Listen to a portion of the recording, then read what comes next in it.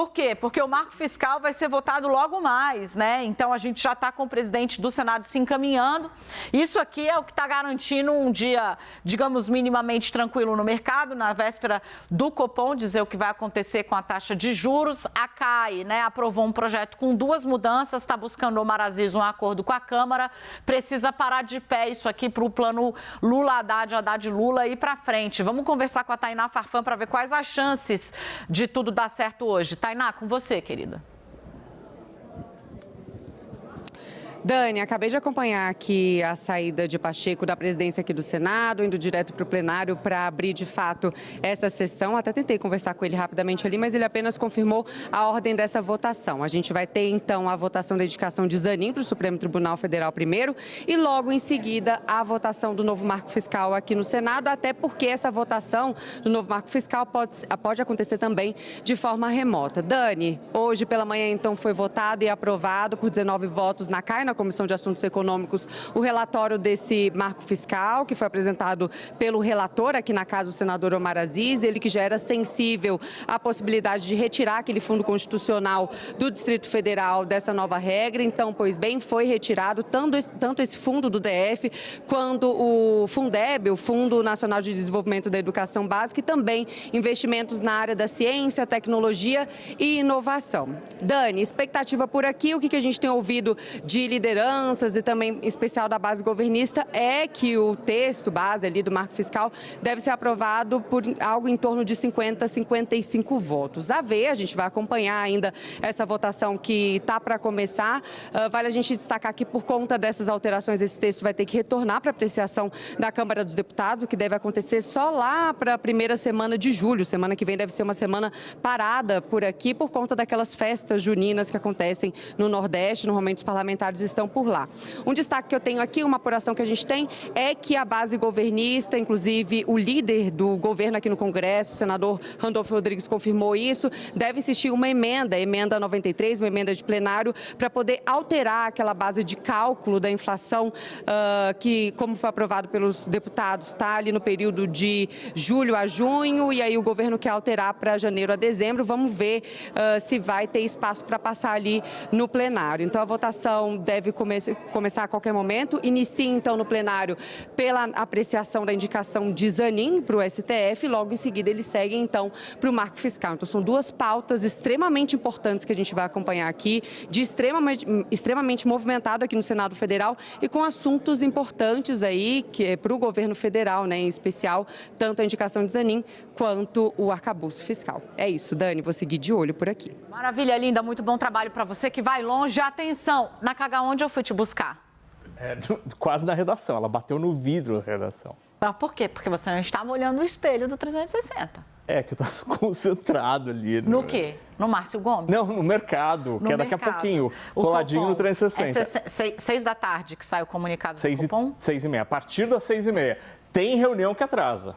Bom, aguardemos. O fato é o seguinte, na Kagawa não estava presente, fui buscá-lo no laço. Enquanto isso, apurei, porque multitarefa sou, entendeu? A diferença entre meninos, na Kagawa acompanhando o mercado, não consegue fazer mais nada. Esquece do mundo, vai pra Nárnia. A diferença, menina, vai buscar o Nakagawa, apresentando o jornal, falando com a repórter e apurando que faltam só 2 senadores para falar na sabatina de Cristiano Zanin. E em seguida será anunciado o resultado da votação.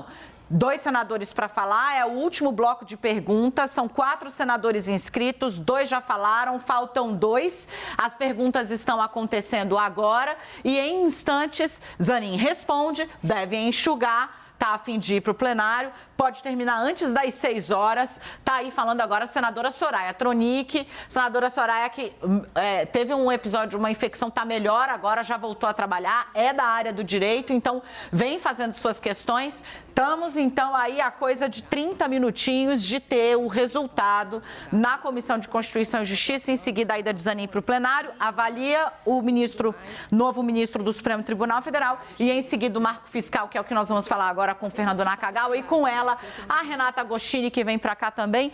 Naka, você está ouvindo, inclusive, que o plenário pode acelerar, aprovar o marco do jeito que veio da Câmara para a coisa ficar mais tranquila, o que o mercado não acharia nada ruim. Sim, porque se aceleraria. Na verdade, essa é uma intenção, um desejo da Câmara dos Deputados, para que o texto não precisasse voltar diante da sinalização de Cláudio Cajado de que se a alteração for para a Câmara dos Deputados, ele cortaria simplesmente essas modificações. Essa sinalização foi dada hoje à tarde lá na Câmara dos Deputados. Então, eu ouvi uma história de que talvez no plenário simplesmente poderiam retirar os adendos ali feitos por Omar Aziz.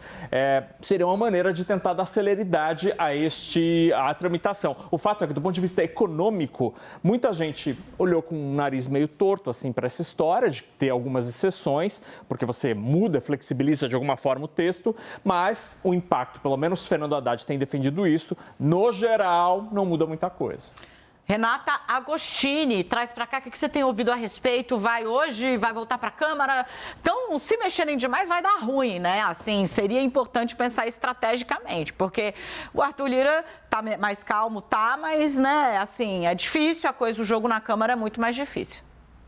Bem, a costura que havia sido feita em conversa, inclusive, com a cúpula da Câmara, era que parte das alterações promovidas pelo relator Omar Aziz teriam anuência da Câmara. O próprio Cajado havia dito que eles não iam transformar essa história de Fundeb e Fundo Constitucional do DF, né, dentro ou fora desse novo limitador de despesas, num cavalo de batalha. Não estaria garantido a alteração que incluiria os investimentos em ciência, tecnologia e inovação.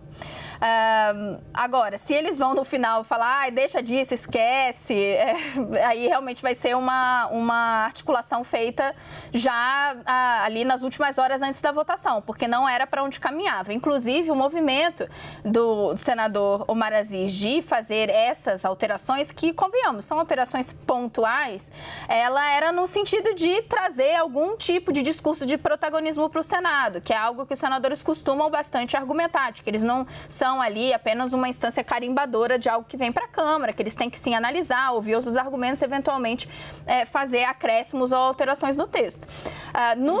Do lado do governo, a argumentação da equipe econômica, da equipe de Fernando Haddad, sempre foi no sentido de não se alterar nada, não só pela celeridade, mas também porque eles não concordavam com essa mexida, especialmente em relação ao Fundo Constitucional do Distrito Federal.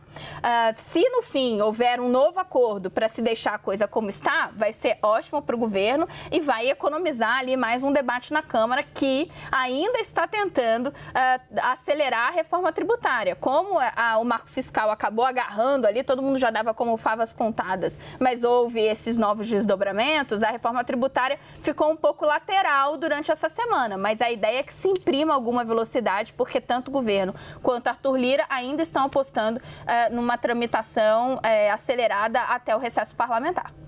Gente, a gente vai ficar de olho no Senado hoje. Tá bonita essa Renata Agostini hoje, né? Nossa Senhora, meu Deus do céu. Henrique, aniversariante da semana. Da semana. Não é da semana. Da frente, daqui né? Daqui a pouco. É dia 1º? 4. Tais bem, hein, meu amigo? Tais muito gaúcho, bem. Gaúcho quase japonês. Vai, adivinha como ele vai celebrar o aniversário, tia? Vai fazer churrasco, claro, né? Pra todo mundo, menos pra mim, que estarei longe. Mas, enfim, acontece, é da vida, viu?